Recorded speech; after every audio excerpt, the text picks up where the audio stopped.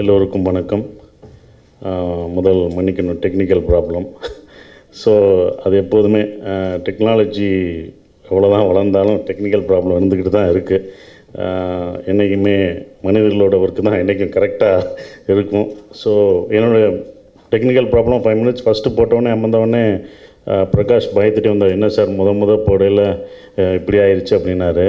நான் சொன்னேன், என்னுடைய சுப்பிரமணியபுரம் முதல் படம் பண்ணிவிட்டு சென்சார் போர்டு ஆஃபீஸர் கூப்பிட்றாங்க, உள்ளே போங்க வாங்க உங்களை கூப்பிட்றாங்க, என்ன பண்ணியிருக்கன்ட்டு. ஸோ அந்த ஆஃபீஸ் அந்த ரூமுக்கு போய் கதவை திறறேன், போச்சுடா நான் இப்படி யோசிச்சு பயந்துகிட்டே இருந்தேன். ஸோ எனக்கும் அப்படி தான் முதல் படமும் நடந்தது. ஸோ அதெல்லாம் நம்ம மைண்டில் போடக்கூடாது.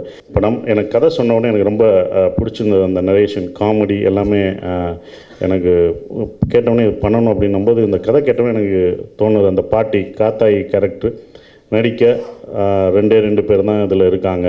ஒன்று ஆச்சி மனோரமா, இன்னொருத்தவங்க அவங்க ஆச்சி மனோரமா இல்லை.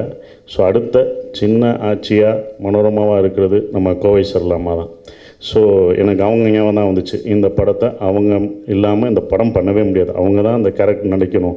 ஏன்னா ஃபஸ்ட்டு ஃப்ரேம் நிற்கும் போதே அவங்கள பிடிக்கணும் அப்படின்ற ஒரு விஷயம். ஸோ இந்த படத்தில் என்ன ஹீரோன்னு வேணால் சொல்லிக்கலாம். அவங்க தான் உண்மையான ஹீரோ.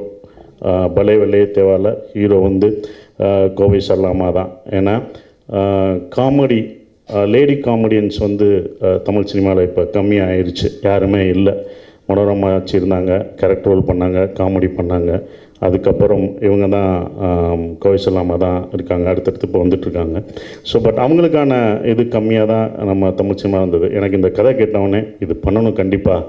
ஸோ ஒரு லேடி ஃபுல் அண்ட் ஃபுல் ஒரு காமெடி பண்ணுற ஒரு லேடி காமெடி பண்ணால் நல்லாயிருக்கும் அப்படிங்கும்போது எனக்கு இவங்க ஞாபகம் தான் வந்துச்சு. ஸோ இந்த படம் அவங்களுக்கான ஒரு இதாக அந்த படம் இருக்கும். நான் எல்லாத்தையும் கேலி பண்ணுவேன், பண்ணுவேன். ஆனால் அவங்களும் ரோகிணி மேடம் நல்லா சிரித்து கலகலத்து எல்லாம் லந்தடிப்பாங்க. ஸோ ரொம்ப எனர்ஜியாக இருக்கும். நிறைய விஷயங்கள் கற்றுக்கிட்டோம். டைமிங் என்ன காமெடி பண்ணோம், இவங்க எப்படி பண்ணணும் அப்படின்ற விஷயம், நீங்கள் இது பண்ணுறீங்களா நான் அது பண்ணுறீங்களா அப்படின்ற ஒரு காமெடி அந்த விஷயங்கள் பண்ண ஒரு விஷயம். அப்புறம் சங்கிலி முருகன் சார், அவர் என்ன அவர் ப்ரொடியூஸ் பண்ணி நான் நடிக்க கேட்டுக்கிட்டே இருந்தார். டேட் வேணும்னு கேட்டுக்கிட்டே இருந்தார். நான் சொன்னேன், இப்போ எனக்கு உங்கள் டேட் வேணும், நீங்கள் நடித்து கொடுத்துட்டு போங்க. நான் இந்த படத்தில் நடிக்க வச்சேன். ஸோ அவர் என்னை பாராட்டினது ரொம்ப சந்தோஷமாக இருக்குது. ஏன்னா சங்கிலிமுருகன் சாரை பற்றிலாம் நான் கேள்விப்பட்டிருக்கேன். கரெக்ட் டயத்துக்கு முடிக்கணும், ரொம்ப ஸ்ட்ரிக்ட்டு, அவர் ப்ரொடியூஸ் பண்ணுற படங்கள்லாம் இப்படி தான் இருப்பார் அப்படின்ற ஒரு விஷயம். கார்த்திக் சாரே கரெக்ட் டயத்துக்கு கூப்பிட்டு நடிக்க வச்சாருன்னு சொல்லுவாங்க. நான் அதையும் கேட்டேன், சார் எப்படி சார் உங்கள் படத்தில் எத்தனை படம் நடித்தார், எப்படி இது பண்ணீங்கன்னு. கடைசி வரைக்கும் அதை சொல்லவே இல்லை. நானும் இந்த 50 நாளில் கேட்டுடலாம் அப்படின்னு பார்த்தேன், கடைசி வரைக்கும் சொல்லவே இல்லை. ஸோ பட் அவர் எங்களை பாராட்டினது ரொம்ப தேங்க்ஸ் சார், ரொம்ப நன்றி. கிராமத்துக்குள்ளே எப்படி டெக்னாலஜி வளர்ந்துருக்கு அப்படின்ற ஒரு விஷயம் இந்த கதைக்குள்ளே இருக்குது. செல்ஃபி காத்தாயின்ற கேரக்டரில் அவங்க நடிக்கிறாங்க.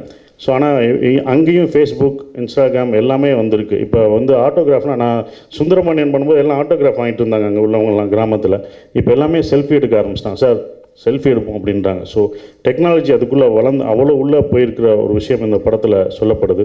Full and full comedy and family entertainer. அதனால தான் நாங்கள் இந்த கிறிஸ்மஸ் ஹாலிடேஸ்க்கு 23ஆம் தேதி, டிசம்பர் 23ஆம் தேதி வரணும்னு பிளான் பண்ணோம். ஸோ பிளான் பண்ணுறது நாங்கள் 50 நாள் எடுத்து முடிக்கணும் அப்படின்றது ப்ரொடக்ஷன் சைடில் ப்ரொடியூசராக நான் பிளான் பண்ணலாம். ஆனால் அதை செயல்படுத்துறது டைரக்டர் கையில் தான் இருக்குது. ஸோ டைரக்டரும் கேமராமேன் கையில் தான் இருக்குது. அவங்க தான் அதை வேகமாக விறுவிறுப்பாக எடுத்துகிட்டு போகணுன்ற ஒரு விஷயம். அதை டைரக்டர் பண்ணார். இது ஃபேமிலியோட காமெடி என்டர்டெய்னர். இதில் ஆக்ஷனும் இருக்குது. அதையும் சொல்கிறேன், அம்மா அடின்னு சொல்கிறாங்கல்ல, அப்போ ஆக்ஷனும் இதில் இருக்குது.